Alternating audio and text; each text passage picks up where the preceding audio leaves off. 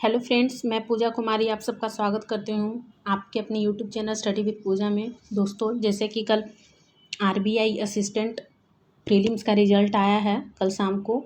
I hope बहुत सारे लोगों का ये रिज़ल्ट निकला भी होगा, बहुत सारे लोग का नहीं भी निकला होगा। जिनका नहीं निकला है उनको निराश नहीं होना है, बस अब आप लोग को आगे की पढ़ाई के लिए कंटिन्यू रहना है। ये नहीं कि आपका नहीं निकला तो बस आप लोग अपसेट होकर के बैठ जाइए, पढ़ाई नहीं कीजिएगा, तो फिर तो ऐसे में आप लोग का कोई भी एग्ज़ाम नहीं निकलेगा। आपको अपनी इस गलती से सीखना है कि आप इस एग्ज़ाम में कौन सा गलती किए हैं जिसके कारण आप रिजेक्ट हो गए हैं। वो गलती आपको नेक्स्ट एग्ज़ाम में बिल्कुल भी नहीं करना है। आपको अभी से ही प्रिपरेशन मेंस लेवल तक का करना है, नॉट ओनली पीटी। आपको मेंस लेवल तक का तैयारी करते रहना है और बहुत ही स्ट्रॉन्ग। आप करेंट अफेयर जीए, आप सोचिएगा कि 5 दिन में 6 दिन में हो जाएगा, नहीं होने वाला है।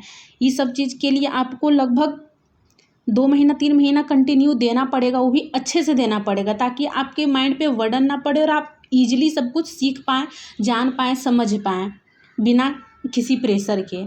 और जिनका निकला है उनको तो बहुत ही congrats and all the best for mains exam. और जिनका निकल चुका है उनको तो अब से लगभग 10 से 15 दिन है एग्ज़ाम का, तो आपको बहुत ही ज़्यादा मेहनत करने की ज़रूरत है। आप चाहेंगे और आपका कोशिश अगर सही डायरेक्शन में रहा तो आपका पीटी तो निकला ही, अब मेंस भी निकल जाएगा। ये आपका लास्ट एग्ज़ाम है मीन्स, इसके बाद नो इंटरव्यू और कोई एग्ज़ाम नहीं है। तो आपको इस पे पूरा फोकस एकदम दिल से करना है, दिल से पढ़ाई करना है और बहुत ही अच्छे से पढ़ाई करना है। और मैं अपने तरफ से पूरा कोशिश करूँगी कि आप लोग का मैं पूरा से पूरा हेल्प कर पाऊँ, ख़ास करके करेंट अफेयर और बैंकिंग अवेयरनेस में, क्योंकि यही 2 सेक्शन ऐसा रहता है कि आप लोग को ऊपर ले जाता है या फिर नीचे ले जाता है। तो आप अपना करेंट अफेयर जितना टाइम है उसमें 50% टाइम करेंट अफेयर को दीजिए, 50% में अपना इंग्लिश, रीजनिंग, मैथ और कंप्यूटर को दीजिए। कंप्यूटर भी बहुत इंपॉर्टेंट रोल अदा करता है, उसको अगर आप अच्छे से पढ़ लिए तो उसमें बहुत नंबर आप उठा सकते हो। तो कंप्यूटर और जीए को मैक्सिमम टाइम देना है। मैथ, रीजनिंग, इंग्लिश जैसा सबका रहता है आपका भी वैसा ही है। आपका नंबर ऊपर नीचे सिर्फ और सिर्फ 2 चीज़ पे डिपेंड करेगा, वो है आपका करेंट अफेयर, बैंकिंग अवेयरनेस और दूसरा है कंप्यूटर। तो आपको ये 2 सेक्शन बहुत अच्छे से करना है। अब तो बस कोई नया चीज़ पढ़ने का टाइम नहीं है, बस आपको रिवीजन करना है। तो मैं रिवीजन के लिए ही मैं आप लोगों के लिए करेंट अफेयर का कुछ लाई हूँ, ताकि थोड़ा थोड़ा एक एक टॉपिक लाई हूँ कि जो इम्पॉर्टेंट है आप लोग के एग्ज़ाम में 100% श्योर है कि उस टॉपिक से आएगा। मैं वो टॉपिक कोशिश कर रही हूँ कि जल्दी जल्दी करवा सकूँ ताकि आप लोग रिवीजन कर सको। आप लोग पढ़ो, मेरा वीडियो देखो, 15-20 मिनट का वीडियो रहेगा, कभी भी आप प्ले कर दोगे अच्छे से, आप आराम से सुन सकते हो। कुछ लिखने उखने वाला चीज़ नहीं, बस आपको रिवीजन करना है। और मैंने सेट किया है इतने अच्छे तरीके से ना, आप देख रहे होंगे जैसा कि मैंने एक मैप के तरीके से आपको पढ़ाने का कोशिश कर रही हूँ ताकि आपके दिमाग में एकदम घुस जाए मैप, जो आपके माइंड में पूरा बैठ जाए और आप एग्ज़ाम देने जाओ तो बस आपका माइंड, जो आप अभी पढ़े हो माइंड मैप, उस समय आपको याद रहे, भूले नहीं। क्योंकि देखिए कुछ चीज़ जो देखते हैं मैप के थ्रू, जो पढ़ते हैं ना, वो चीज़ ज़्यादा याद रहता है। इसीलिए मैं आपको मैप के थ्रू पढ़ाने का कोशिश कर रही हूँ कि एक छोटा सा, अब मैप तो एग्जैक्ट मैप मुझे नहीं बनाने आया, मतलब एक माइंड मैप है कि कैसे उसको अच्छे से अरेंज करें, शॉर्ट तरीके से बनाए कि मेरा जो 6-10 पेज का हो रहा है, मैं उस 10 पेज को कैसे मैं 1 से 2 पेज में ही कंप्लीट कर लूँ, अच्छे से मैप बना करके मुझे जल्दी से याद हो जाए। बस याद करना मैटर करता है, आप कैसे याद कर रहे हो वो चीज़ नहीं है। आप अच्छे से याद करो, सही से याद करो, बस ये सब चीज़ ज़्यादा इंपॉर्टेंट है। तो चलिए मैं स्टार्ट करती हूँ। मैं आज का जो टॉपिक ली हूँ, आरबीआई रिलेटेड न्यूज़ ली हूँ। जितना लास्ट 6 मंथ में जो आरबीआई किया है और जितना काम वो किया है, आरबीआई का टोटल न्यूज़ ले ली हूँ मैं। कुछ अगर बचा रहेगा तो फिर मैं आपको वो दूसरे वीडियो में बना करके मैं भेज दूंगी, या फिर टेलीग्राम ग्रुप आप लोग ज्वाइन कर लीजिएगा तो मैं वहाँ पे अपडेट कर दूंगी। और ये भी मैं पीडीएफ के तौर पे मैं टेलीग्राम ग्रुप पे सेंड कर दूंगी, आप लोग वहाँ से जाकर डाउनलोड भी कर सकते हो ये मैप को, ताकि आप लोग अच्छे से पढ़ सको। और वीडियो देखोगे तो समझ में आ जाएगा, क्योंकि मैं मैप बनाई हूँ तो मुझे पता है कि कैसे की हूँ। जब तक आप वीडियो नहीं देखोगे और आप कोशिश करोगे कि सिर्फ मैप से समझ लो तो नहीं समझ में आएगा। तो आपको पहले वीडियो देखना पड़ेगा, अच्छे से सुन लीजिएगा, उसके बाद आप एक बार मैप देख लीजिएगा मेरा वीडियो सुनने के बाद, तो आपको ऑलरेडी याद हो जाएगा, आपको फिर दूसरा जगह पढ़ने को कोई ज़रूरत ही नहीं रहेगा।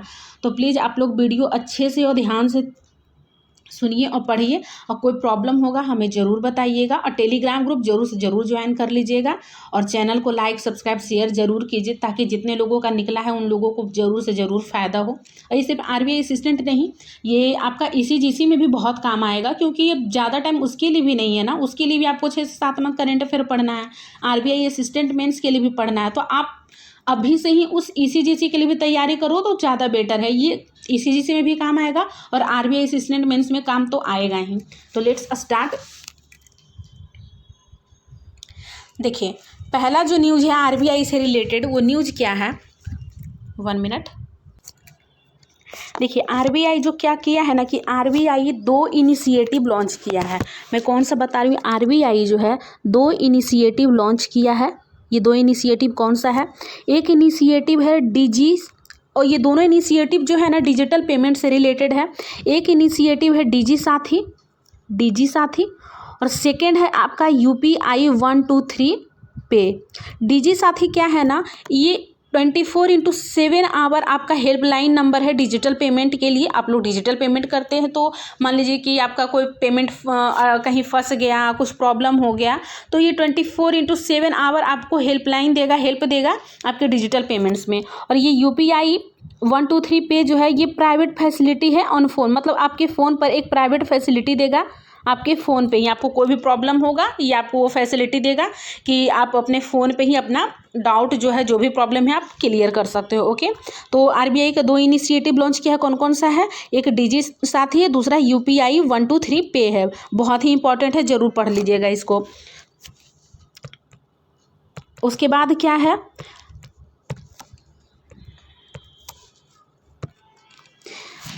उसके बाद है ये RBI जो है ना, ये RBI आप देख रहे हैं, RBI यहाँ पे ने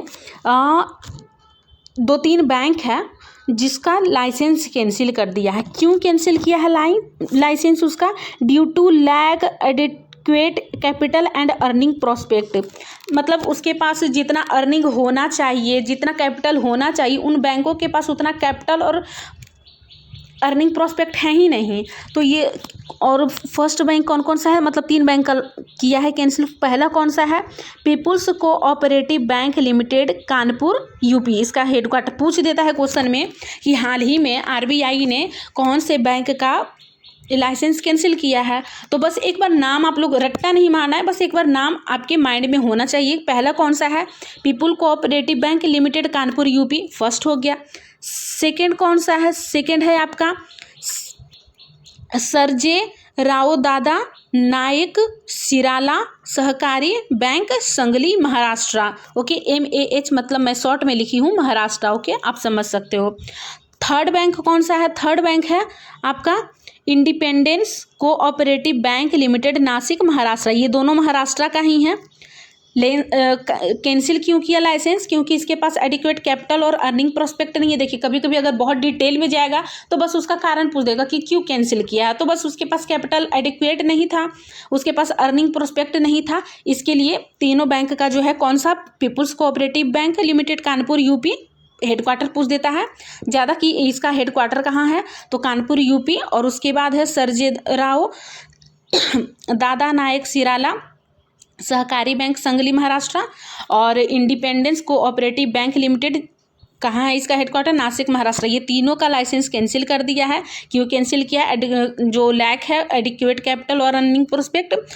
अगर ज़्यादा डिटेल में पूछा तो बस पूछ देगा कि किस सेक्शन और किस एक्ट के अंतर्गत ये जो है कैंसिल करता है RBI। तो सिंपल है, under provision of section 11(1) and section 22(3D) under section 56 banking regulation act 1949। बस एक बार रीड आप ये कर लीजिएगा। ये सेक्शन जो है ना, ये वाला आर्टिकल बस आप इसको सेक्शन वगैरह को बस रीड कर लेना है और कुछ नहीं करना है। ओके, कौन सा सेक्शन में है? Under provision of section 11(1) and section 22 3rd D under section 56 banking regulation act 1949। हो गया आपका ये वाला कर दी क्लियर, ये वाला क्लियर कर दी। ओके, नेक्स्ट आते हैं। नेक्स्ट में क्या है, आरबीआई जो है ना, आरबीआई ने अनाउंस्ड किया है, क्या अनाउंस्ड किया है? एक नाफिड। अब नाफिड क्या है? नाफिड का जो फुल फॉर्म होता है ना बाबू, नाफिड का फुल फॉर्म होता है national bank for financing infrastructure and development.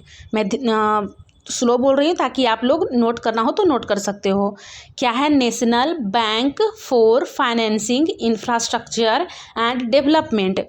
ये अनाउंस किया है आरबीआई ने कि जो नाफिड है अब रेगुलेटेड और supervised by it as an all India financial institution. FIN dot का मतलब ये है ना, FIN का मतलब है फाइनेंशियल। ओके, जहाँ मैं ऐसे लिखी हूँ फाइनेंशियल मीनिंग है ऑल इंडिया फाइनेंशियल इंस्टीट्यूशन, जिसको शॉर्ट में AIFI बोलते हैं, under RBI act 1934 section 45L and 45N। Okay, RBI ने अनाउंस किया है कि जो नाफिड है, national bank for financing infrastructure and development, जो है ये रेगुलेटर और सुपरवाइज्ड होगा किसके द्वारा? ऑल इंडिया फाइनेंशियल इंस्टीट्यूशन के द्वारा, यानी ये AIFI के द्वारा सुपरवाइज और रेगुलेट होगा।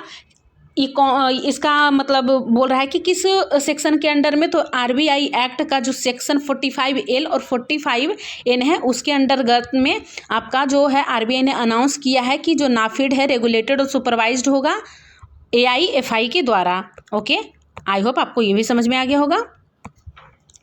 अब दूसरा है कि आरबीआई ने इम्पोज किया है रिस्ट्रिक्शन, किस पे? Restriction on Indian mercantile cooperative bank limited. Lucknow based एक Indian mercantile cooperative bank limited है।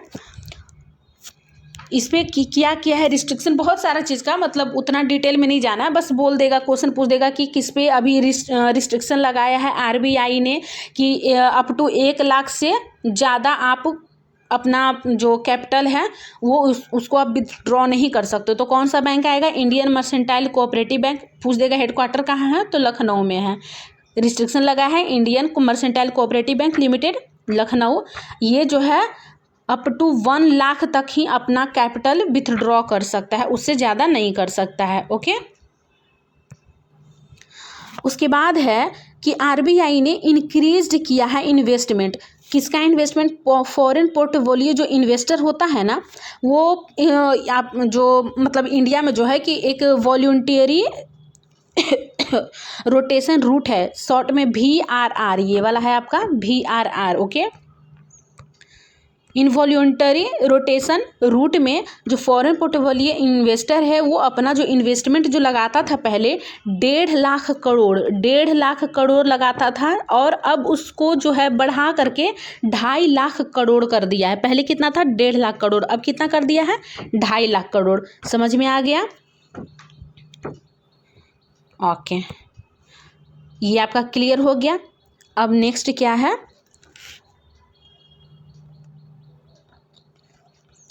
देखिए नेक्स्ट में है आपका कौन कौन सा बता दी मैं, ये इधर वाला पूरा ये इतना तक बता दी हूँ ना, हाँ ये बता दी हूँ।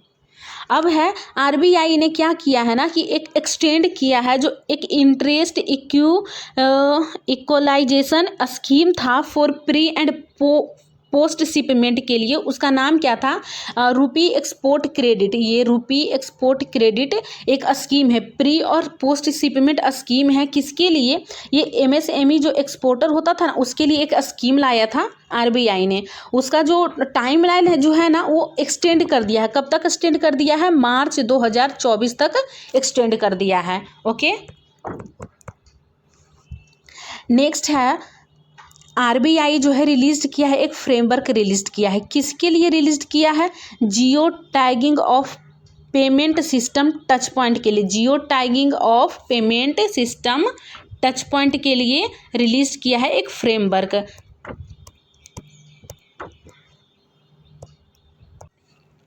देखिए geo tagging of payment system touch point क्या है, ये एक मतलब जैसे कि आप लोग QR कोड से पेमेंट वगैरह करते हैं ना, तो वो जो पेमेंट करते हैं उसका जो एक्सेप्टेंस होता है उसका प्रॉपर मॉनिटरिंग कर सकता है। ये प्रॉपर मॉनिटरिंग करेगा कि वो पेमेंट एक्सेप्टेंस हुआ है कि नहीं हुआ है, मतलब जल्दी से कर ले तो उसको प्रॉपर मॉनिटर करेगा कि सही जगह हुआ है कि नहीं, सही डायरेक्शन से हुआ है कि नहीं, बस ये सब चीज़ के लिए और कुछ नहीं है।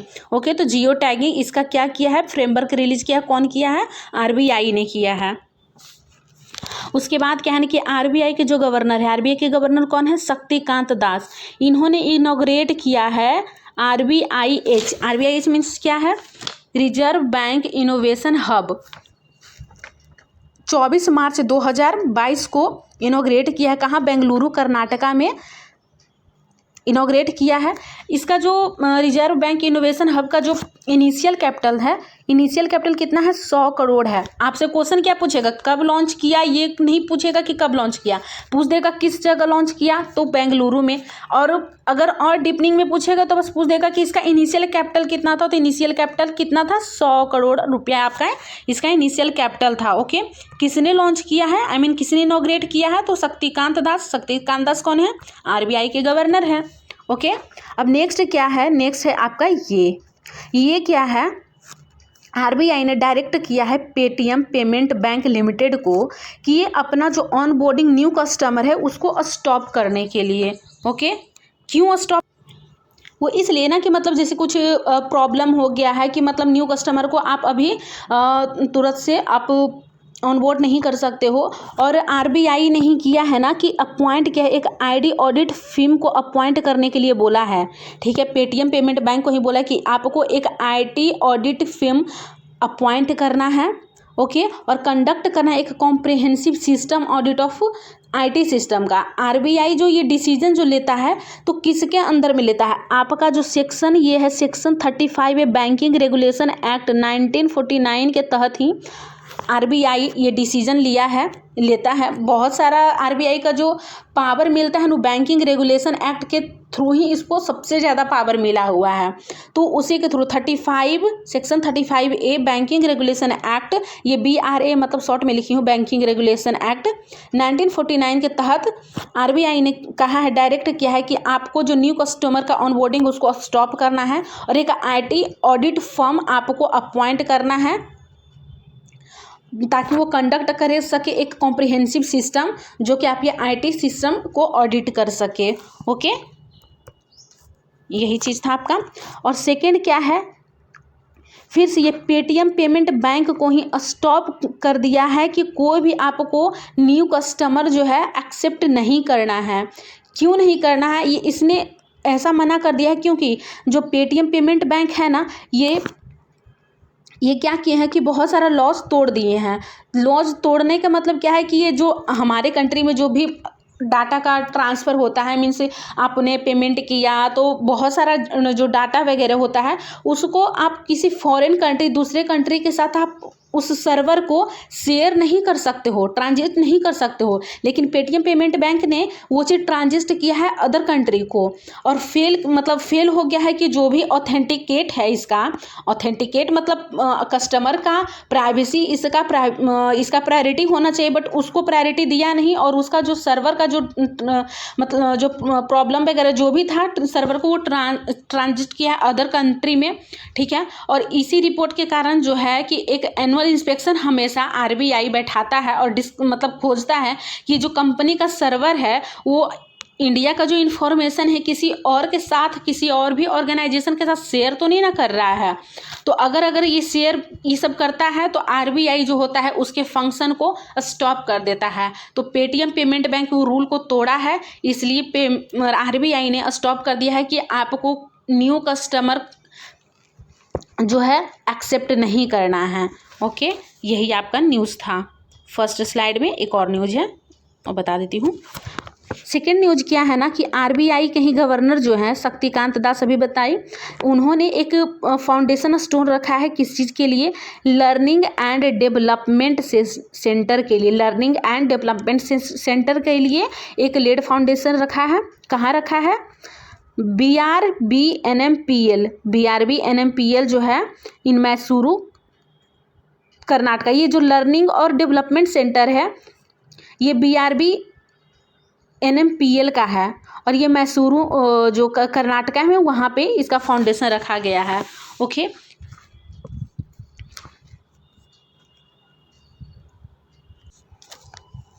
BRB NMPL का फुल फॉर्म क्या होता है? भारतीय रिजर्व बैंक नोट मुद्रण प्राइवेट लिमिटेड। क्या है? भारतीय रिजर्व बैंक नोट मुद्रण प्राइवेट लिमिटेड। ये एक सब्सिडरी है, होली ऑन सब्सिडरी है RBI का। ठीक है, तो जो RBI का जो BRB NMPL है ना, उसी का एक लर्निंग डेवलपमेंट सेंटर है। तो उसी का स्टोन, उसी का आधारशिला कहाँ रखाया है? कर्नाटका मैसूर में रखाया है। और इसी से एक और रिलेटेड न्यूज है, जो सब्सिडरी है BRB NMPL किसका सब्सिडरी है? RBI का। इसी BRB NMPL ने जो है एक सेटअप किया है। क्या सेटअप किया है? बर्निका किया है। कहाँ? मैसूर में किया है। ठीक है, एक ये बर्निका क्या है? एक मैन्युफैक्चरिंग यूनिट है, उसका नाम है वर्निका। बर्निका क्या है? मैन्युफैक्चरिंग यूनिट है। ये कहाँ सेटअप किया गया है? मैसूरू कर्नाटका में। और ये जो मैन्युफैक्चरिंग यूनिट का जो कैपेसिटी है ना, ये 1500 मीट्रिक टन कैपेसिटी है इसका, कि ये टू इन्हांस मतलब इन्हांस करे सिक्योरिटी, जो बैंक नोट का जो सिक्योरिटी है उसका 1500 मीट्रिक टन तक उसके सिक्योरिटी को इन्हांस कर सके। ओके स्टूडेंट्स, आई थिंक आपको समझ में आ गया होगा मैं क्या कर रही हूँ। BRB NMPL क्या है? एक होली ऑन सब्सिडरी है RBI का। ओके, ये फर्स्ट स्लाइड में आपका पूरा कंप्लीट करवा दी हूँ। इसमें से आप देखिएगा तो देखिए कितना न्यूज है। 1 2 3 4 5 6 7 8 9 10 11 12 13 14 15 16।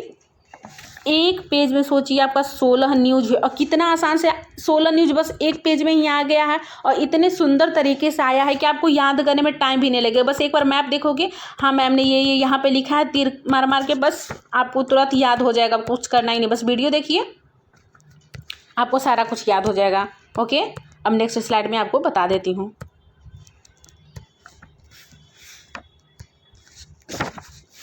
नेक्स्ट स्लाइड में क्या है ना, RBI से ही है। RBI ने क्या किया है?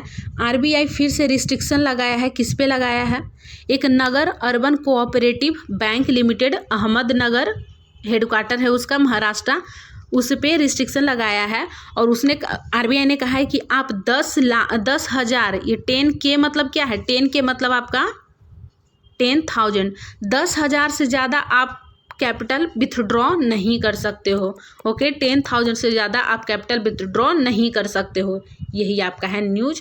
किस पे रिस्ट्रिक्शन लगाया है? अभी मैं दो रिस्ट्रिक्शन बताई ना। एक रिस्ट्रिक्शन पहला बताई थी कि 1 लाख से ज़्यादा विड्रॉ नहीं कर सकते हैं, और दूसरा पे क्या है? नगर अर्बन कोऑपरेटिव बैंक लिमिटेड है, इसका हेडक्वार्टर का है अहमदनगर, महाराष्ट्र। ये इसमें क्या है? 10,000 से ज़्यादा आप विथड्रॉ नहीं कर सकते हो। ओके, उसके बाद क्या किया है ना, RBI जो है ना, RBI एक्ट का जो RBI एक्ट जो है उसमें जो सेकेंड शेड्यूल है, RBI एक्ट 1934 का जो सेकेंड शेड्यूल है, उसमें पेटीएम पेमेंट बैंक और एयरटेल पेमेंट बैंक को इंक्लूड किया है। क्या किया है? RBI ने RBI एक्ट 1934 का जो सेकेंड शेड्यूल है उसमें किसको इंक्लूड किया है? पेटीएम पेमेंट बैंक को और एयरटेल पेमेंट बैंक को, 2 बैंक को सेकेंड शेड्यूल में ऐड किया है, पेटीएम पेमेंट बैंक और एयरटेल पेमेंट बैंक। ओके, आ गया समझ में? दूसरा क्या है? RBI ने इंट्रोड्यूस किया है prompt corrective action, PCA, prompt corrective action RBI ने इंट्रोड्यूस किया है। किसके लिए किया है? NBFC। NBFC क्या है? नॉन बैंकिंग फाइनेंशियल कंपनी है। ये इफेक्ट कब होगा? प्रॉम्प्ट करेक्टिव एक्शन जो है इफेक्ट कब से होगा? ये अक्टूबर 2022 से होगा। ठीक है, ये आपका किस पे इंट्रोड्यूस किया है? Prompt corrective action NBFC non banking financial company पर लगाया है। ये अक्टूबर 2022 से इफेक्ट में आएगा। हो गया। और दूसरा क्या है, आरबीआई ने इम्पोज्ड किया है मॉनेटरी पेनाल्टी कितने पे, 2 बैंक पे किया है। मॉनेटरी पेनाल्टी जो है 2 बैंक पे इम्पोज्ड किया है। पहला बैंक कौन है, MobiKwik system private limited, MobiKwik system private limited. और दूसरा क्या है, स्पाइस मनी लिमिटेड। ये 2 कंपनी पे आरबीआई ने दोनों पर 1-1 करोड़ का मॉनेटरी पेनाल्टी लगाया है। कितना, 1-1 करोड़ का मॉनेटरी पेनाल्टी लगाया है दोनों पे। कौन सा है, एक है मोबीक्विक सिस्टम प्राइवेट लिमिटेड और दूसरा है स्पाइस मनी लिमिटेड। ओके, अब दूसरा न्यूज़ क्या है, आरबीआई ने क्या किया है ना कि एक आरबीआई जो है इंक्रीज किया है थ्रेश होल्ड लिमिट। किसके लिए, जितने भी कॉमर्शियल बैंक हैं, रीजनल रूरल बैंक है, लोकल एरिया बैंक है, पेमेंट बैंक है, उसके लिए इसका जो थ्रेशोल्ड लिमिट है वो इंक्रीज किए हैं। कितना इंक्रीज किया है, 5 करोड़ से 7.5 करोड़ इंक्रीज किया। पहले 5 करोड़ तक था लिमिट, अब 7.5 करोड़ का लिमिट कर दिया है। किसके लिए किया है, तो जितने भी कॉमर्शियल बैंक है, आरआरबी है, लोकल एरिया बैंक है, पेमेंट बैंक है, उसके लिए ये क्यों किया गया है, ताकि जो लिक्विड कवरेज रेशियो जो है ना उसको मेंटेन कर सकें।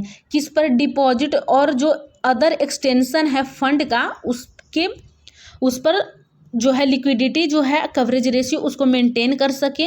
और ये रिसीव कहाँ से, जो रिसीव हम लोग करते हैं non financial small business customer से जो डिपॉजिट या अदर एक्सटेंशन जो है फंड का वो रिसीव करते हैं, उसका जो मेंटेनेंस होता है लिक्विडिटी कवरेज रेशियो का, उसको मेंटेन करने के लिए जो लिमिट था, कितना लिमिट था, 5 करोड़, अब कितना कर दिया है, 7.5 करोड़ का लिमिट इंक्रीज करके कर दिया है।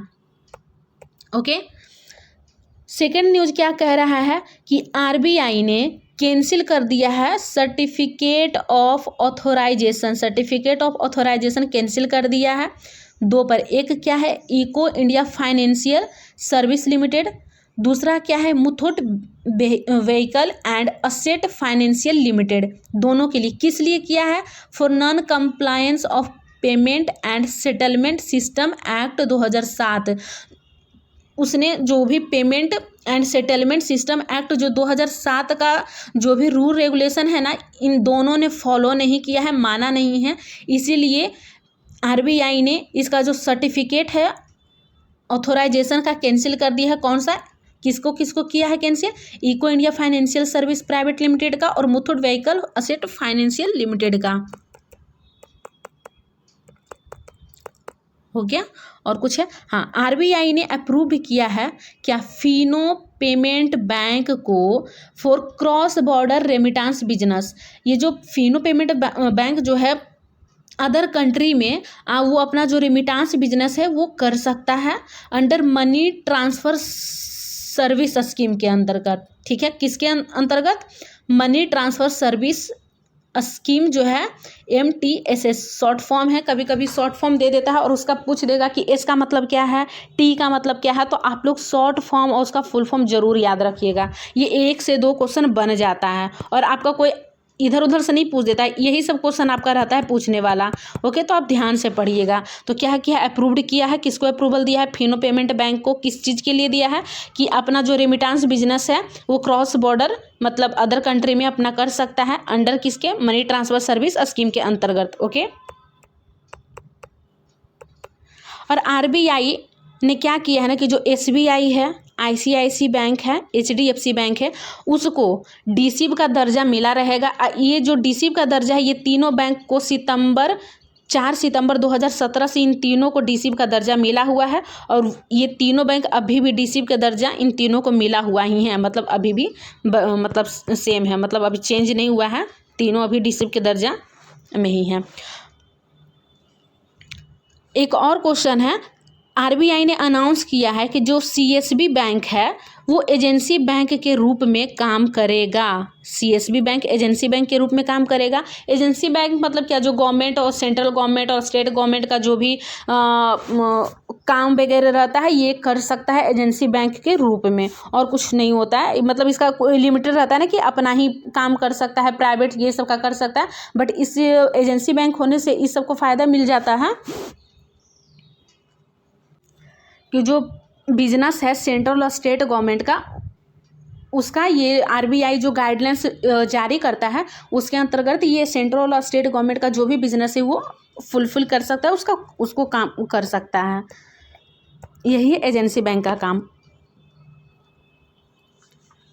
दूसरा क्या है, आरबीआई ने एक्सटेंड किया है card on file, COF short में है, कार्ड ऑन फाइल। सी का मतलब पूछ देगा क्या है, तो कार्ड है, CARD, card on file tokenization का जो डेडलाइन था ना पहले, वो जो भी था उस डेडलाइन को 6 मंथ के लिए एक्सटेंड कर दिया है। अब कितना कर दिया है, 30 जून 2022 तक। आपको क्वेश्चन क्या पूछेगा, जो आरबीआई ने कार्ड ऑन फाइल टोकेनाइजेशन जो है उसका जो डेडलाइन है कितना मंथ के लिए एक्सटेंड किया है, तो 6 मंथ के लिए किया है। कब तक एक्सटेंड किया है, तो 30 जून 2022 तक एक्सटेंड किया है।